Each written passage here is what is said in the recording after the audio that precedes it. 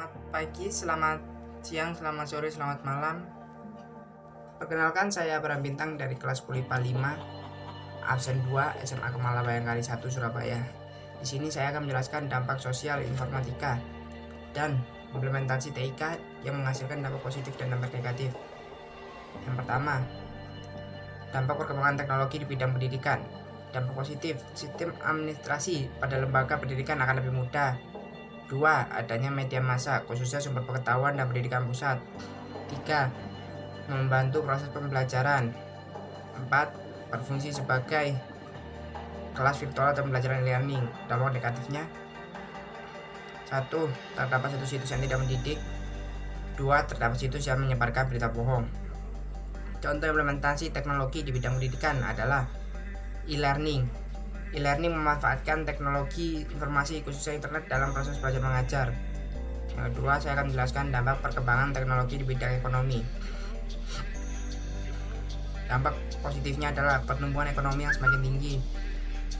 2. Terjadinya industrialisasi. 3. Produktivitas dunia industri semakin meningkat. 4. Persaingan dalam dunia kerja. 5. Luasnya lapangan pekerjaan. Dampak negatifnya adalah 1. Terjadi penyalahgunaan fungsi teknologi untuk hal-hal yang melanggar seperti penipuan. 2. Membuat masyarakat lebih konsumtif karena apapun dapat dibeli dengan sangat mudah. Contoh implementasi teknologi di bidang ekonomi adalah 1. Internet banking merupakan layanan perbankan yang dilakukan menggunakan internet. Kegiatan yang bisa dilakukan adalah memeriksa saldo, transfer uang, ataupun lain sebagainya. Berikutnya adalah dampak perkembangan teknologi di bidang politik. Dampak positifnya adalah 1. Demokratisasi. 2. Dampak ramah lingkungan. 3. Cepat, efisien, nyaman. 4. Politik internasional. Dampak negatif: biaya yang mahal, jangkauan akses, transparansi, privasi. Contoh implementasi teknologi bidang politik adalah konferensi video. Konferensi video adalah perangkat teknologi telekomunikasi interaktif yang memungkinkan dua pihak atau lebih di lokasi berbeda dapat berinteraksi melalui pengiriman dari arah audio dan video secara bersamaan. Lalu berikutnya, dampak perkembangan teknologi di bidang sosial. Dampak positif: menjunjung tinggi pelaksanaan HAM, mempermudah komunikasi antar manusia. Sosialisasi kebijakan pemerintah dapat lebih cepat. Informasi langsung dipublikasikan dan dapat diterima dengan masyarakat.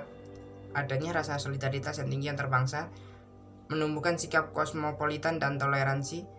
6. Meningkatkan kualitas diri. Dampak negatifnya: 1. Rasa kekeluargaan yang berkurang. 2. Kesenjangan sosial semakin tajam. 3. Budaya negara akan lengser. 5. Mempercepat pola kehidupan. 6. Membuat sikap menutup diri. Contoh implementasi teknologi di bidang sosial adalah jejaring sosial. Social networking atau jejaring sosial merupakan layanan internet yang ditujukan sebagai komunitas online bagi orang-orang yang memiliki kesamaan aktivitas atau ketertarikan pada bidang tertentu. Lalu yang terakhir, saya akan menjelaskan dampak perkembangan teknologi di bidang budaya.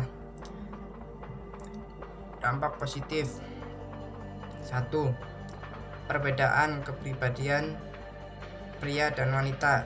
2. Meningkatkan rasa percaya diri. 3. Tekanan kompensasi yang tajam. Lalu adapun dampak negatifnya sebagai berikut. Dampak negatif: